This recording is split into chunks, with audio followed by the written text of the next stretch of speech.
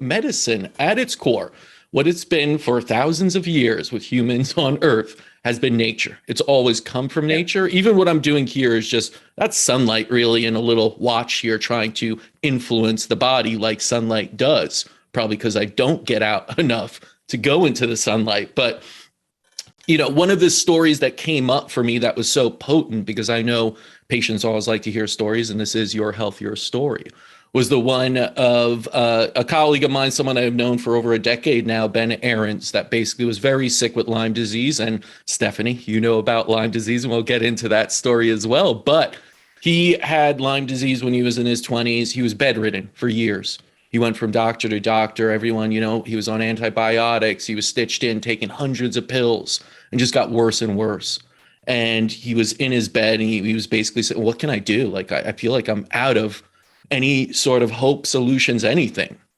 And he gives this TED talk actually about what he did. And he's like, let me just start with one deep breath, because that's something I can control. That's something I can do.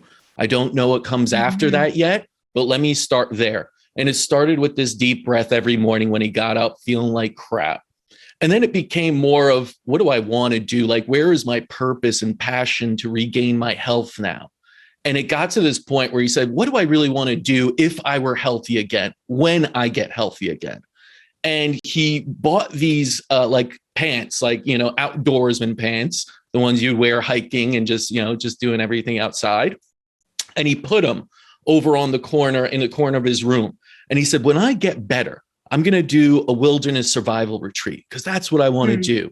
And that's what, is going to get me going and move me to do better and everything. And that was his, that was his why. Was his passion to get better, his purpose. And slowly and surely, he found our clinic. He got better. And once he got better, he's like, I'm doing this. And he went out into the wilderness. I remember he was working with me at the time. He's like, hey, I need a week off. It's like, you just got better. It's like, no, I need this time, right? And he did it, and he put on those pants for the first time. He wasn't sure if he was ready, but he went out and he did a wilderness survival retreat. I think it was in Utah at the time. And he came back like a changed man. He just was so much, and he realized he was back to being somewhat healthy. And now he could go on from there, and everything changed. His whole mentality changed after that. So because I did experience your retreat, I was one of the fortunate few so far that have been on this awesome retreat.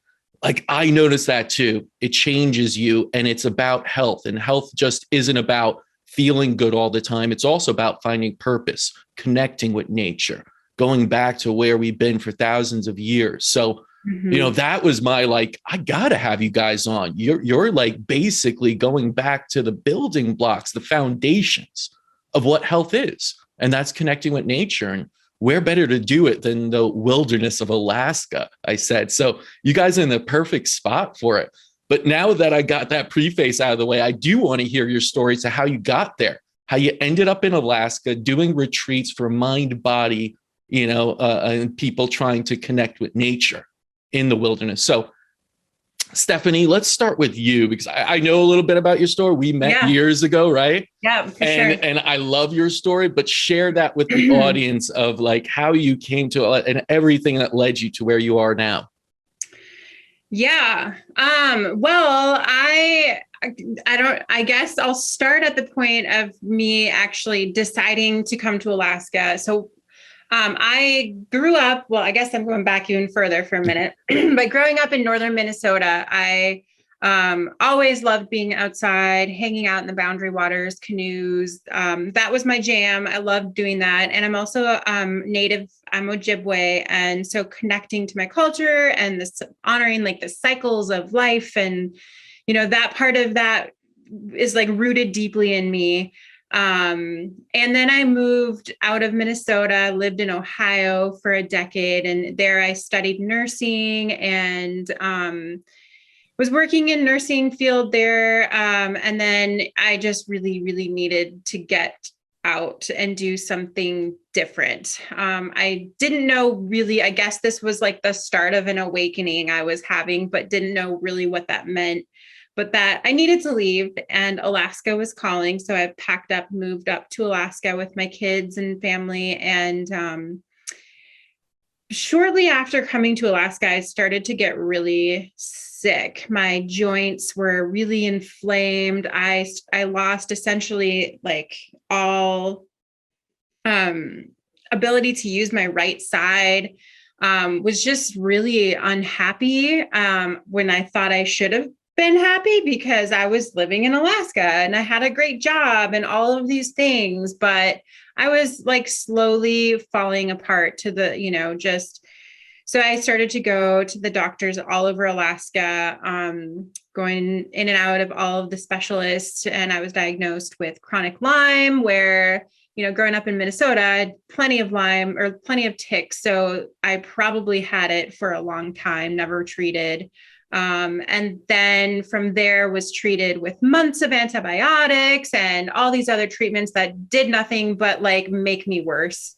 And then was like evaluated for MS and, the gamut of everything, and had in the meantime developed a whole bunch of other autoimmune and thyroid issues and just really struggling. And like, I literally at that point, like when I closed my eyes and looked at the future, I just saw like nothing happy. Everything was just, like nothing was the same. Everything was the same, I guess. It was rough. And so I then was referred to the Mayo Clinic, spent some time down there getting full evaluations, and everything came back really inconclusive and likely this and likely that. And here, we're going to give you all these immunosuppressant medications and these things to take. And I was like, nobody really knows what's really going on with me. These medicines aren't going to help me. That didn't feel right. And I had been working as an RN for the past decade, and was like just so disappointed in the system of like, this isn't right. Like, so I started to research some other options and started physical therapy and got in with functional med, and kind of started my own journey of looking into like other holistic options and spirituality, and just really found that like through making changes to reduce the chronic stress in my life, to really align with who I really am and make those choices and alter my diet and lifestyle, like I regained my body back. And to the point where just a few years ago, I was talking with Ben and said, we were talking about bucket list things. And I was like, I would love to go backpacking, but that's not something I can ever do because of my, and I started naming off like all these things that I've experienced. And he's like, why?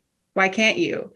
And so with his help, and then we started like lightly practicing with backpacking. And I just remember one of the first big backpacking trips we took, it was about 18 miles round trip, took a couple days out in the backcountry. And I just, the feeling of being able to do that, I was like, whoa, like that was really hard, but I did it and I can continue to do these things. And so from there, just like helped me continue with making changes to live the life that I know I should and can live. And so started up my coaching company, which led into these backcountry and wilderness retreats, and really just started to shift that, like, realizing that everybody has their own path to healing, and that we don't have to be stuck in this broken healthcare system.